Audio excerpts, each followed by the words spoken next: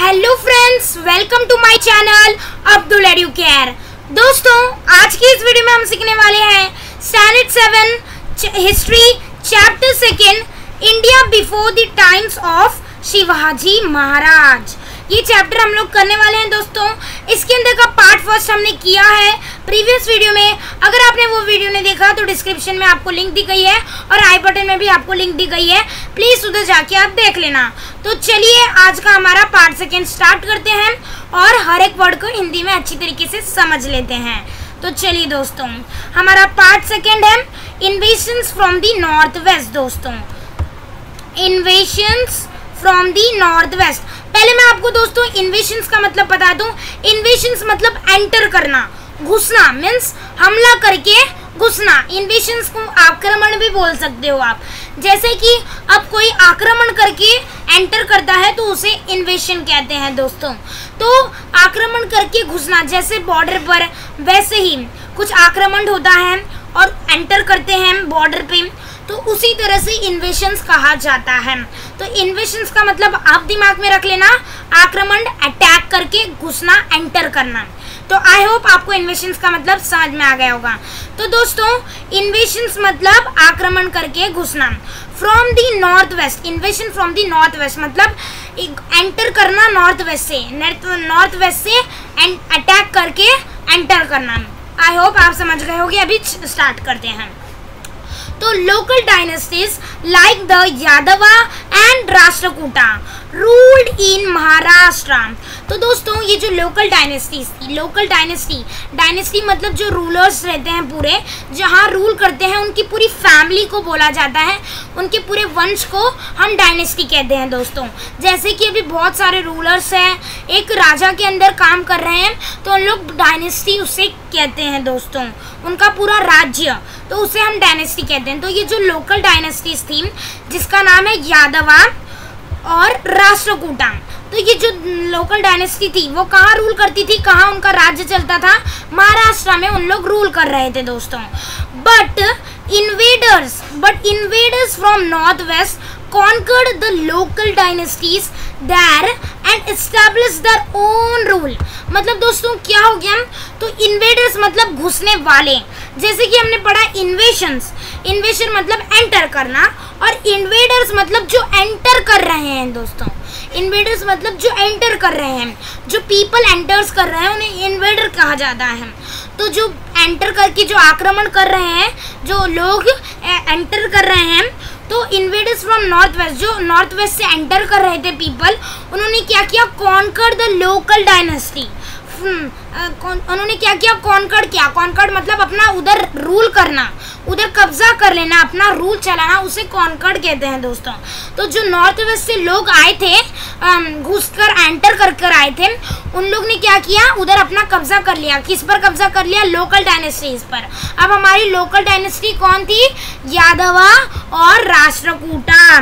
तो ये जो दो डायनेस्टीज थी, उन्होंने उधर कब्जा कर लिया, उधर आकर नॉर्थ वेस्ट से एंटर कर उधर कब्जा कर लिया।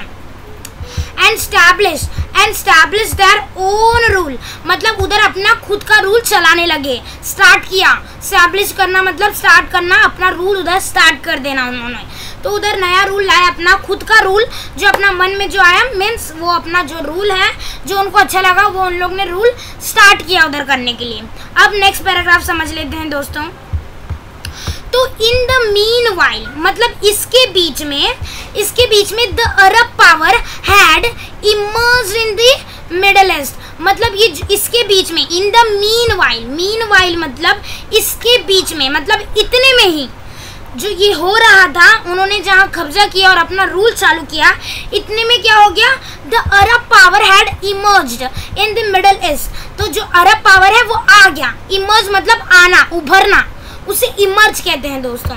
इमर्ज मतलब आना और उभरना, तो उसे ही इमर्ज कहते हैं। तो जो अरब पावर था वो इंडिया मीन्स मिडल ईस्ट में आ गया। इसके जो मिडिल पार्ट में उधर आ गया Arab power. Arab rulers turn towards the India to expand their empire. मतलब जो अरब रूलर्स थे वो किधर आने लगे? इंडिया में आने लगे। क्यों आने लगे? उनका जो एम्पायर मतलब उनका जो राज्य था वो एक्सपांड करने के लिए, मतलब बड़ा करने के लिए। एक्सपांड का मतलब बड़ा, खींचना उसे। तो उनका जो बिजनेस था, उनका जो क्या था, उन्होंने जो अपना रूलर्स था वो इंडिया के आने लगे अपना एम्पायर, अपना राज्य को बड़ा करने के लिए। तो the Arab general Mohammad bin Kazim, तो ये जो मोहम्मद बिन काजिम है दोस्तों, ये जो अरब का क्या था, जनरल था। तो ये जो मोहम्मद बिन, उसका नाम क्या है, Mohammed bin Qasim, attacked the Sindh province in the 8th century. मतलब वो जो मोहम्मद बिन काजी है, ये जो मोहम्मद बिन काजी है, काजिम,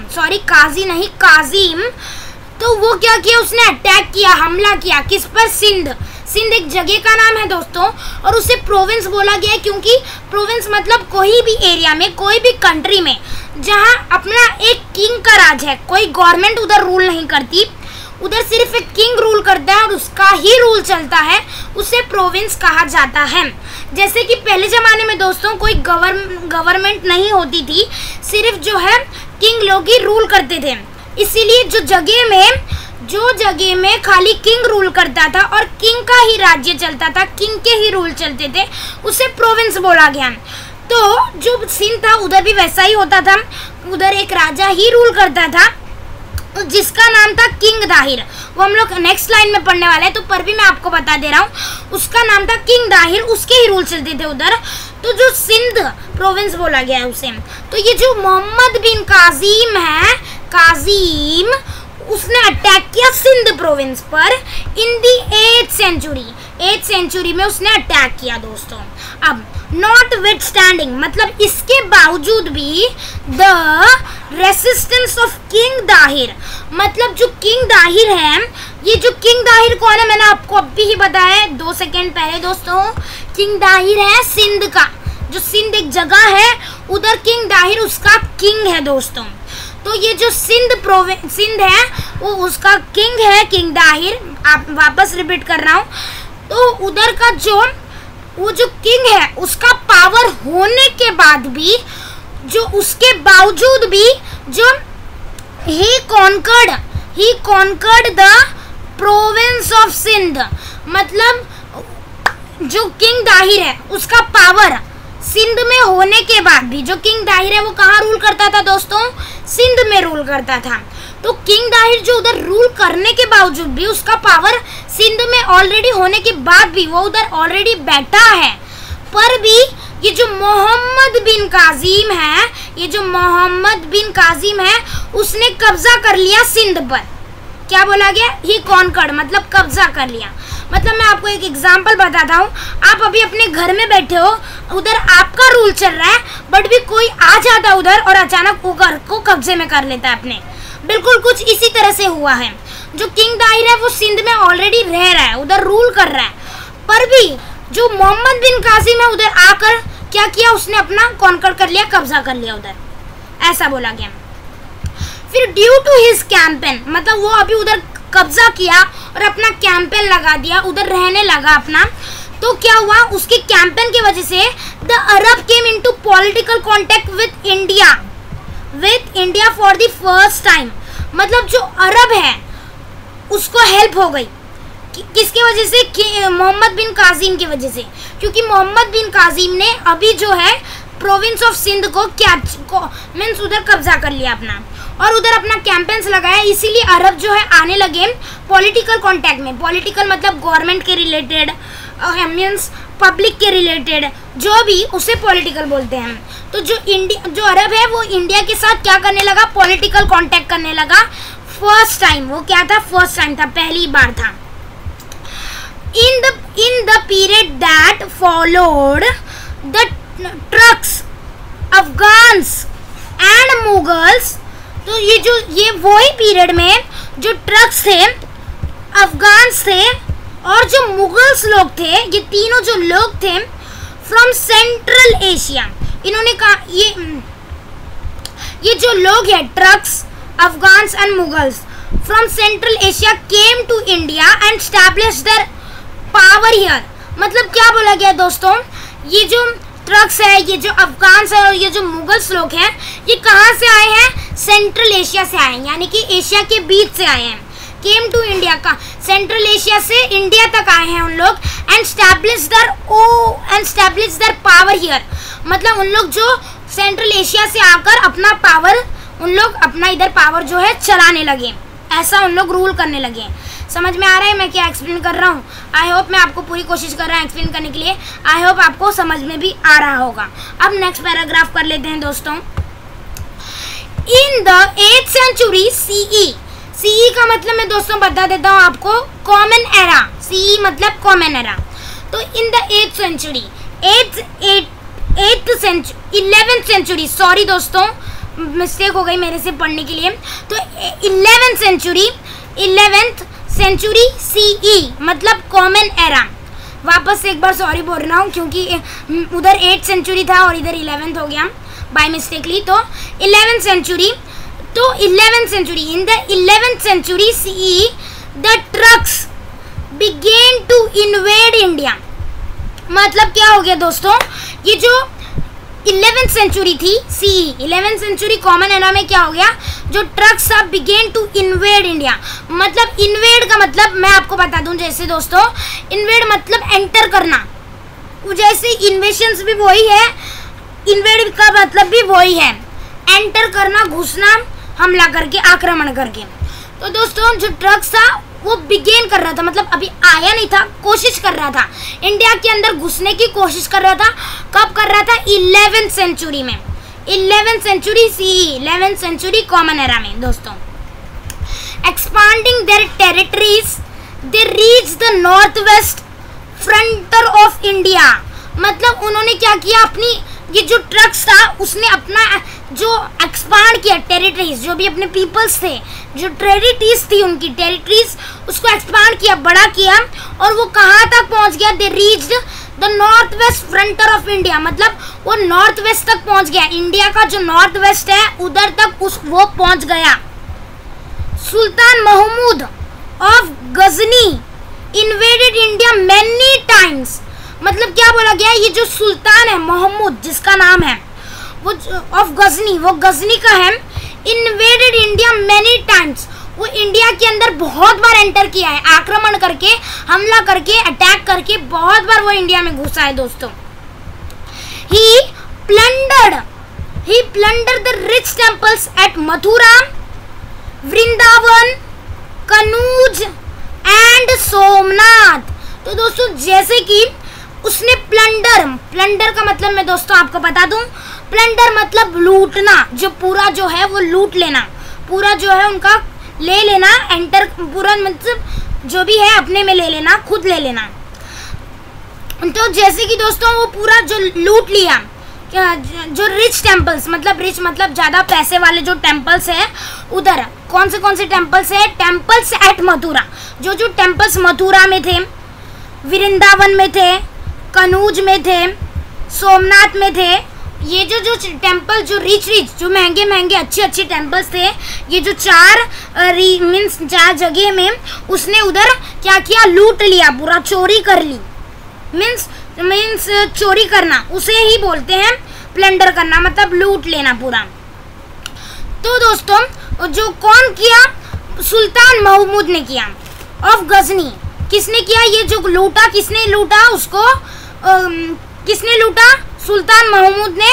जो महंगे हाई मीन्स अच्छे टेम्पल्स है, रिच टेम्पल्स है, जहाँ मथुरा, वृंदावन, कनूज और सोमनाथ में उसने उधर वो टेम्पल्स को, ये जो एरिया में टेम्पल्स है उधर उसने लूट लिया, जो भी है उसने उधर का ले लिया। And carried away enormous wealth with him. मतलब बहुत, ये जो टेम्पल्स में जो भी, एर्नोमस मतलब विशाल, बड़ा, बिग, जायंट, उसे ही एर्नोमस कहा गया है। उसका मतलब एर्नोमस का मतलब वही है, मतलब एकदम बड़े बड़े जो कीमती खजाने हैं, विशाल, वेल्थ मतलब खजाना, तो वो जो है वो उसने अपने साथ लेके गया। कैरिड विथ हिम मतलब वो अपने साथ लेके गया चोरी करके। The world famous and rich library the Nalanda university was burn down by Bakhtiyar Khalji. मतलब ये जो वर्ल्ड फेमस लाइब्रेरी थी, वर्ल्ड की फेमस जो लाइब्रेरी थी, एनरिच का मतलब जो बच्चों को ज़्यादा नॉलेज प्रोवाइड करती है, वो लाइब्रेरी जिसका नाम है नालंदा यूनिवर्सिटी, उसको उसने जला दिया। बर्न्ट मतलब जला देना, बर्न डाउन मतलब जला देना, बाय भक्तार खलजी। ये भक्तार खलजी एक इंसान का नाम है। उसने वर्ल्ड फेमस जो लाइब्रेरी थी नालंदा यूनिवर्सिटी, उसे उसने जला दी दोस्तों। अब आगे देख लेते हैं दोस्तों। Sultanate in the north in 1175 CE मतलब कॉमन एरा एंड 1170 मतलब कॉमन एरा, सुल्तान मोहम्मद घुरी। हाँ, तो ये जो सुल्तान मोहम्मद घुरी है, मोहम्मद घुरी ऑफ घूर, ये जो सुल्तान है मोहम्मद घुरी ऑफ घूर, ये जो घूर से है, सुल्तान का नाम क्या है? मोहम्मद घुरी। तो ये जो है घूर का है, फ्रॉम अफगानिस्तान। घूर के अंदर कहाँ से है वो? अफगानिस्तान के अंदर घूर में है वो दोस्तों। अफगानिस्तान एक बड़ी कंट्री है, उसके अंदर घूर के अंदर वो रहता है। कौन रहता है? मोहम्मद घुरी।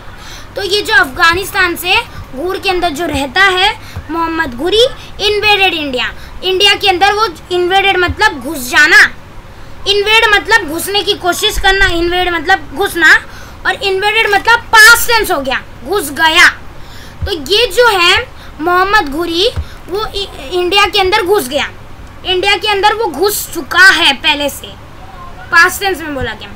ही अपॉइंट, वो अंदर इंडिया के अंदर वो अभी घुस गया, एंटर किया है, आक्रमण किया है अटैक करके। He appointed Qutubuddin Aibak to look after governance of the conquered territories in India. तो दोस्तों क्या बोला गया, ये जो है मोहम्मद घुरी ने क्या किया? अपॉइंट किया, मतलब लिया, उसको बुलाया। किसको बुलाया? कुतुबुद्दीन ऐबक को। कुतुबुद्दीन ऐबक को क्यों बुलाया? क्योंकि वो जो कॉन्कर्ड टेरिटरीज किया था उसने governors to look after the governance of the conquered territories, मतलब उनकी देखभाल करना, उसने जो देखभाल करना, वो जो कॉन्कर्ड किया था उसने, टेरिटरीज पर कब्जा किया था, उनके देखभाल करने के लिए, उनका देखभाल करने के लिए वो जो मोहम्मद घुरी ने है, मोहम्मद घुरी ने कुतुबुद्दीन ऐबक को बुलाया, अपॉइंट किया। काय के लिए? उसकी जो कॉन्कर्ड टेरिटरीज है उनको गवर्नेंस करने के लिए, मतलब उनकी देखभाल करने के लिए, कैसा चल रहा है देखने के लिए, फंक्शन करने के लिए, उसके लिए उसने उसको अपॉइंट किया। किसको अपॉइंट किया? कुतुबुद्दीन ऐबक को। उसके जो कॉन्कर्ड टेरिटरीज किया था ना उसने, इंडिया में घुसकर, इन्वेडेड इंडिया मतलब इंडिया के अंदर घुस के उसने कब्जा किया था, कुछ टेरिटरीज पर उसने अपना कब्जा किया था, और उसको देखभाल करने के लिए उसने कुतुबुद्दीन ऐबक को अपॉइंट किया। लेटर मतलब बाद में, after the death of Mohammad Ghuri, जब मोहम्मद घुरी की डेथ हो गई, मतलब मोहम्मद घुरी जो था, जो इंडिया में घुसकर अब बहुत सारे टेरिटरीज को कॉन्कर किया था, क्या किया उसने? फिर वो मर गया, उसकी डेथ हो गई, मतलब मर जाना। कब मरा वो? इन 1206 CE में वो उसकी जो मौत हो गई, मतलब वो मर गया, डेथ हो गई उसकी। तो फिर ऐबक की डेथ, फिर सॉरी मोहम्मद घुरी की डेथ होने के बाद Aibak began to rule the Indian territories. तो ऐबक जो था उसने अपॉइंट करके रखा था ऐबक को सिर्फ देखभाल करने के लिए, जो टेरिटरीज है उनके ऊपर देखभाल करने के लिए। अब जब मोहम्मद घुरी जो है मर चुका है, डेथ हो गई है, तो ऐबक ने क्या किया? ऐबक ने रूल करना स्टार्ट किया। किस पर? उसकी जो टेरिटरीज पर, जो मोहम्मद घुरी की जो टेरिटरीज थी इंडिया में, जिसकी वो देखभाल कर रहा था ऐबक, उस पर उसने अपना रूल करना स्टार्ट किया। अंडर हिज रूल उसने अपना रूल स्टार्ट किया। अपने रूल के अंदर अपना जो रूल है वो फॉलो करेगा। वो अपने जो रूल के अंदर उस जो ऐबक ने है रूल करना स्टार्ट किया, अपनी इंडिपेंडेंटली, मतलब अपने हिसाब से। ऐसे नहीं कि किसी की बात सुननी पड़ेगी, किसी का जो रूल है वो फॉलो करना पड़ेगा। जो भी अपना रूल है वो फॉलो करो, मेरी मर्जी में जो है मैं करूँगा, मेरा घर है मेरी मर्जी। वैसे ही उसने अपना जो है अपना इंडिपेंडेंटली, किसी के ऊपर डिपेंड नहीं था, वो जो अपने को अच्छा लगा वो उसने रूल फॉलो करना स्टार्ट किया। जो इंडिया में कॉन्कर टेरिटरीज थी, मतलब जिसमें मोहम्मद घुरी ने कब्जा करके रखा था, उसमें वो अभी मर चुका है, इसके लिए वो अभी उसको देखभाल कर रहा है, अपना रूल चला रहा है। आई होप आप समझ रहे होंगे। Aibak who was the initially a slave, मतलब ऐबक जो है वो पहले क्या था, स्लेव था। स्लेव मतलब मैं बता देता हूँ दोस्तों, गुलाम, किसी के अंडर काम करना, उससे स्लेव कहते हैं, नौकर, तो उसे ही स्लेव कहते हैं। इनिशियली मतलब पहले से, तो ऐबक जो था वो पहले से स्लेव था, but become the ruler of Delhi.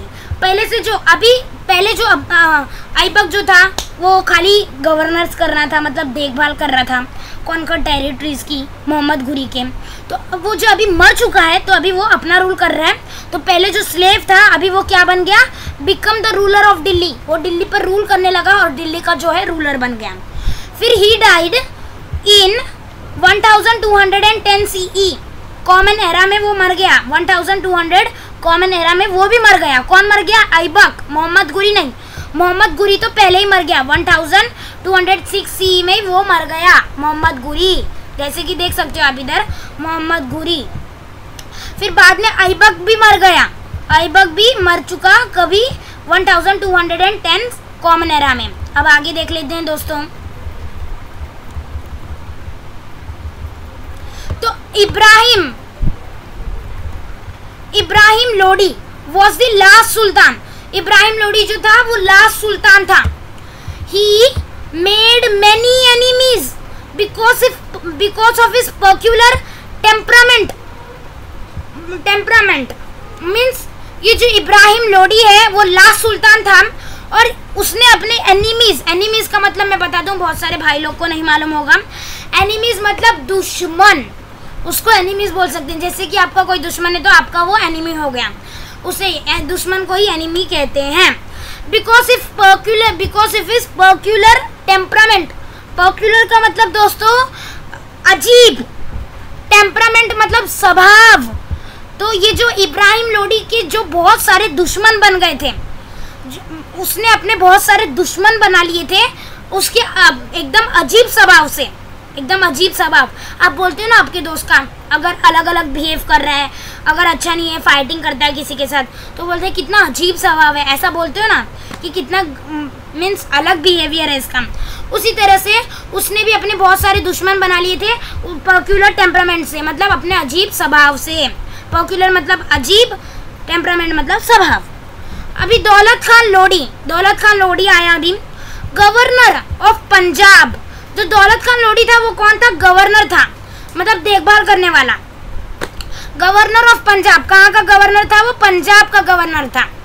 तो जो दौलत खान लोडी था वो कौन था, गवर्नर ऑफ पंजाब, पंजाब का गवर्नर था। इनवाइटेड बाबर, उसने किसको इनवाइट किया, बाबर को इनवाइट किया दोस्तों।